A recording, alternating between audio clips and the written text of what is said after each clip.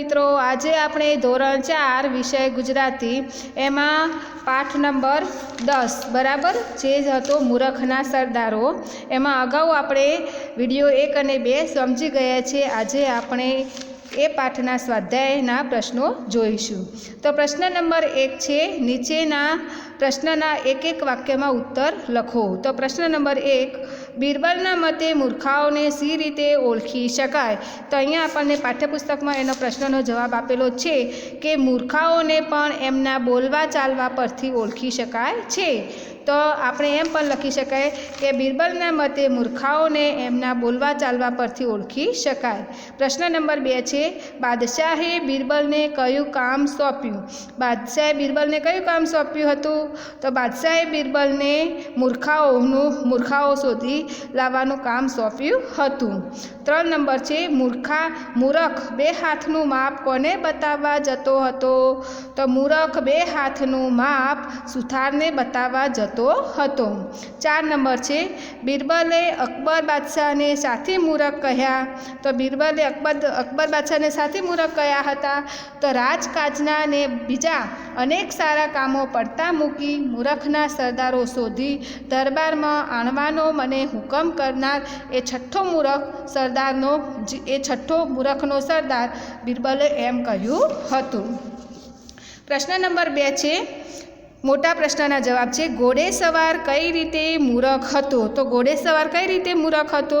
તો ઘોડેસવારે જે ભારો હતો, ઘાસનો ભારો હતો, તે પોતાના માથા ઉપર મૂક્યો હતો અને ઘોડેસવાર પોતે ઘોડા ઉપર બેઠો હતો। ત્યારે બિરબલે એને કહ્યું કે તું ઘોડા ઉપર બેઠો છે અને તારા માથા ઉપર ઘાસનો ભારો છે, બરાબર એમ કહ્યું હતું। તો એ જે મૂરખ ઘોડેસવાર હતો એ કહે કે મારો ઘોડો તમે જોતા નથી કે કેવો દુબળો પાતળો છે? તો કહે છે કે એ બિચારો ભાર સહન ન કરી શકે, એ રીતે કે એ મૂરખ હતો। પછી 2 નંબર છે, કાદવમાં પડેલા માણસની સી મૂર્ખાઈ હતી? કાદવમાં પડેલો માણસ હતો એની કેવી મૂર્ખાઈ હતી કે એ જ્યારે પોતાના ઘરનું કબાટ બનાવવું હતું ત્યારે એ સુથારને માપ આપવા જતો હતો ત્યારે તેના 2 હાથ લાંબા કરીને જતો હતો અને પછી તે કાદવમાં પડી ગયો। એટલે એને કહ્યું કે બિરબલને એને બહાર કાઢવા માટે કહ્યું। એટલે બિરબલ જ્યારે એની હાથ પકડતો હતો ત્યારે એ માણસ કહેતો હતો કે મારા હાથ પકડશો નહીં, કેમ કે મારા કબાટનું માપ છે એ કહે છે કે એ ભૂલાઈ જશે કે મને ચોટલી પકડીને બહાર કાઢો। એટલે એ રીતે એ મૂરખ હતો। સોનાની વીંટીવાળો અને હીરાની વીંટીવાળો આ બંને માણસમાંથી તમને કયો માણસ વધારે મૂરખ લાગે છે? કેમ? કે સોનાની વીંટીવાળો માણસ મૂરખ, હીરાની વીંટીવાળો માણસ મૂરખ લાગતો હતો, બરાબર, કેમ કે એને કઈ જગ્યાએ વીંટી ખોવાઈ ગઈ હતી અને ક્યાં એ શોધતો હતો? અંધારામાં ખોવાઈ ગઈ હતી દૂર અને અજવાળામાં શોધતો હતો, એટલે મૂરખ હતો। બિરબલે કુલ કેટલા મૂરખના સરદારો શોધ્યા? કયા કયા? તો બિરબલે કેટલા મૂરખના સરદારો શોધ્યા હતા? 4। તો કયા કયા? તો 1 ઘોડેસવાર, 2 કાદવમાં પડેલો માણસ, 3 સોનાની વીંટી ખોવાઈ ગઈ તો એ માણસ અને 4 હીરાની વીંટી ખોવાઈ ગયો હતો એ માણસ, 4 એને શોધ્યા હતા। પછી પ્રશ્ન નંબર 3 છે, નીચે આપેલા વાક્યો કોણ બોલે છે તે લખો તેમજ વાક્યોનું અનુલેખન કરો। જેવો હુકમ નામદાર, તો એ વાક્ય કોણ બોલે છે? બિરબલ બોલે છે। તો અહીંયા આપણે લખીશું બિરબલ અને નીચે વાક્ય આપણે લખવાનું છે આ વાક્ય બિરબલ બોલે છે। એ જ રીતે 2 નંબર, પણ ઘોડા પર મૂકતા શું થતું હતું? એ વાક્ય કોણ બોલતું હતું? બિરબલ। અને આપણે પણ અહીંયા લખવાનું છે આ વાક્ય બિરબલ બોલે છે। એ રીતે તમારે લખીને પૂર્ણ કરવાનું છે પાઠ્યપુસ્તકમાં। 3 નંબર છે, ભાઈ મને બેઠો કરો, ભગવાન તમારું ભલું કરશે। આ વાક્ય કોણ બોલતું હતું? કાદવમાં પડેલો માણસ। તો આપણે લખવાનું છે આ વાક્ય કાદવમાં પડેલો માણસ બોલે છે।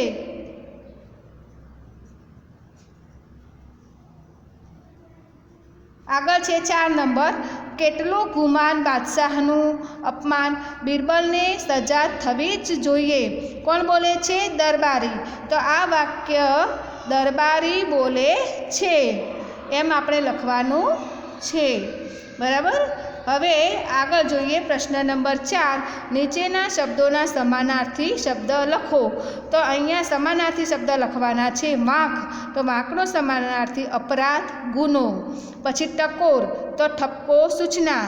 આઘે, તો દૂર. આશ્ચર્ય, તો નવાઈ. ઝાલવું, તો પકડવું. ગોતવું, તો શોધવું. પછી વિરુદ્ધાર્થી છે હોશિયાર, તો ઠોઠ. અઘરું, તો સહેલું. જૂનું, તો નવું. નિરાશા, તો આશા. નબળું, તો સબળું. અંધારું, તો અજવાળું. પછી 6 નંબર છે પ્રશ્ન. નીચેના શબ્દ સમૂહો માટે એક શબ્દ લખો. ઘોડા ઉપર સવારી કરનાર. શું કહેવાય? ઘોડે સવાર. ઘાસ વગેરે એકઠા કરી બાંધેલો જથ્થો, તો બારો. 7 નંબર છે શાળાના પાઠ્યપુસ્તકમાંથી આવી રમૂજ પ્રેરક વાર્તાઓ મેળવીને વાંચો. તમને ખૂબ જ મજા પડી હોય તેવી 2 વાર્તાના નામ અહીં લખો.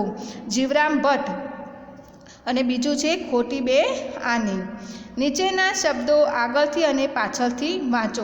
આ શબ્દો છે એ આપણે આગળથી અને પાછળથી વાંચવાના છે. તો આપણને કેવું લાગે એ જોઈએ.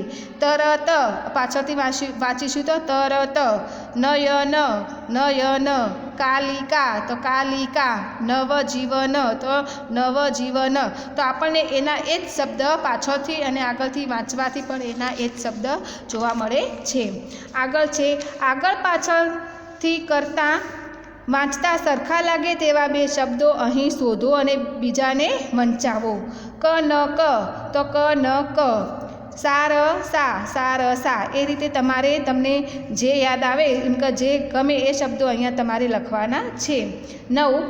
મૂર્ખાઓને પણ તેમના બોલવા ચાલવા પરથી ઓળખી શકાય. આ વાક્યમાં લીટી દોરેલા શબ્દો ફરીથી વાંચો. આ લીટી દોરેલા શબ્દો છે ફરીથી વાંચવાના છે. બોલવા, તો ચાલવા. આઘા, તો પાછા. ઊંચા, તો નીચા. લાંબા, તો ટૂંકા. આડા, તો અવળા થાય. પછી હવે ઉપર નોંધેલા શબ્દોનો ઉપયોગ કરી વાક્ય બનાવો. આ જે શબ્દો છે એના ઉપરથી વાક્યો બનાવવાના છે. આ નોંધેલા છે એના ઉપરથી. બોલવા ચાલવા એના પરથી વાક્ય બને છે. એની સાથે બોલવા ચાલવામાં કંઈ વાંધો નથી. અહીંયા આપણને એક ઉદાહરણ આપેલું છે. એ રીતે આપણે બીજા બનાવવાના છે. તો અહીંયા આપણે આઘા પાછા લખ્યું, બરાબર. તો આઘા અને પાછા, તો એમાંથી વાક્ય બનશે મહેશે આઘા પાછા કરીને મને 1000 રૂપિયાની વ્યવસ્થા કરી આપી. 3. ઊંચા નીચા. સુરેશ કંઈક કહેવા માટે ઊંચો નીચો થઈ રહ્યો હતો. લાંબા ટૂંકા. પથારીમાં તે તેના પગ લાંબા ટૂંકા કરીને થાક્યો પણ તેને ઊંઘ ન આવી. એ રીતે આપણે વાક્યો બનાવવાના છે. નીચેના શબ્દોને શબ્દકોશના ક્રમમાં ગોઠવો. આપણને જે આ શબ્દો આપેલા છે, બરાબર, એને શબ્દકોશના ક્રમમાં આપણે ગોઠવાનું છે. તો સૌ પ્રથમ આપણે સ્વર અને વ્યંજનમાં જોઈશું, બરાબર. તો સૌ પ્રથમ આપણે સ્વર જોઈશું, પછી વ્યંજન જોઈશું. તો ઈજા, બરાબર. તો આ ઈજા છે એ પહેલાં આવશે. પછી ટૂંકું આવશે, બરાબર. પછી ટોળું. પછી પ્રયત્ન છે એ આવશે અને છેલ્લે સંપર્ક આવશે. તો એ રીતે આપણે શબ્દને શબ્દકોશના ક્રમમાં ગોઠવવાનું છે. તો અહીંયા જે આપણે પ્રશ્ન નંબર 3 આપણા પાઠ્યપુસ્તકની અંદર જ તમારે જે ભરવાનું છે. પ્રશ્ન નંબર 3, 4, 5, 6, 7, પછી 8, 9 અને 10 એ તમારે આજે તમારા પાઠ્યપુસ્તકની અંદર તમારે પૂરું કરવાનું છે.